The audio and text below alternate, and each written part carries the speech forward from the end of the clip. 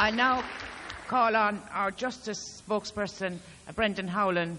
Brendan Howlin was the best Minister of Health this country ever had, and I hope we'll have him back. Brendan Howlin. Thank you indeed, Chair. Thank you, Chair. Colleagues, two issues dominate the concerns of the people of Ireland. One is the dysfunctioning health service. The other is the fear of crime. Labour's own national survey showed the level and depth of that genuine concern. People want their neighbourhoods back. They want to be able to walk the streets without fear of assault or intimidation. Parents want to know that their young sons and daughters will arrive home at night safe and well.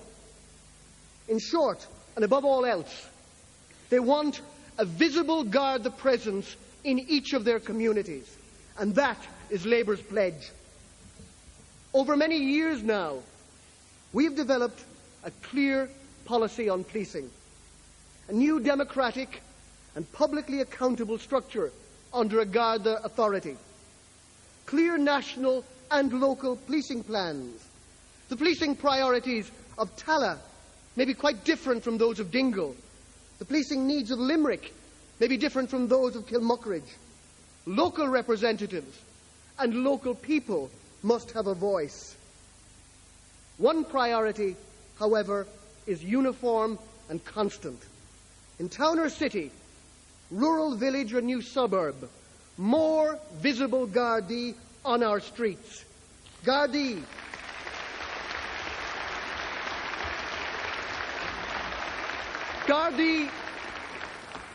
who know the community and who are known by the community. To deliver on this pledge, we need more community guards. Labour will deliver them.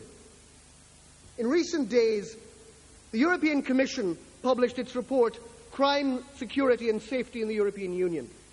In it, Ireland is ranked as one of Europe's hotspots for crime.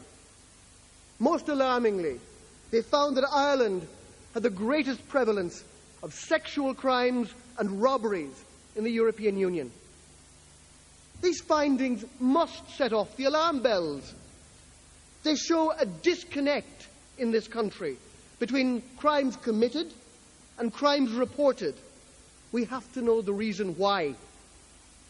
This survey must surely, finally, shake Michael McDowell out of his complacency. The drug overlords are no dying wasp, and the frightening litany of gun murders is no last sting. Drugs in Ireland is big business. Brutal, savage, ruthless business that must be met with the same determination with which we met other threats to the very fabric of Irish society. There must be a voice, too, for victims. They, the victims, must be heard in the prosecution service and in the courts. The real impact of crime must be put front and centre in our criminal justice system. More than that, they must be compensated for their suffering. Where possible, the perpetrators must be required to make financial restitution to their victims.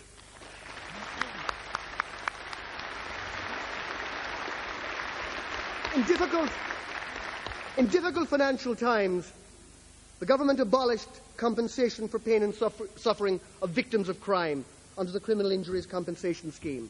It's time to restore the support to victims. Workable schemes operate in England, Scotland and Wales. There is no moral reason why victims should be excluded here. Labour in government will have a busy justice agenda. We know what needs to be done, and we've agreed a work plan with Fine Gael to do it. We are ready to get to work at once, and we know we can make a difference.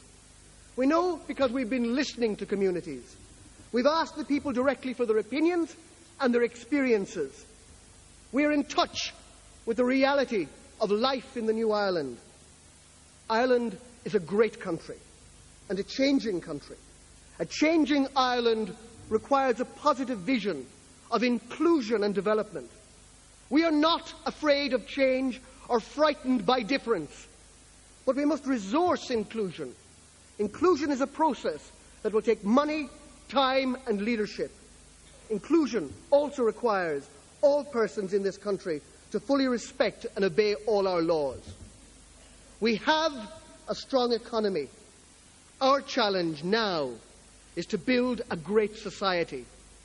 That task, Ireland's next great objective, is ours. Brendan Howlin ending the policing debate. Attention at the conference.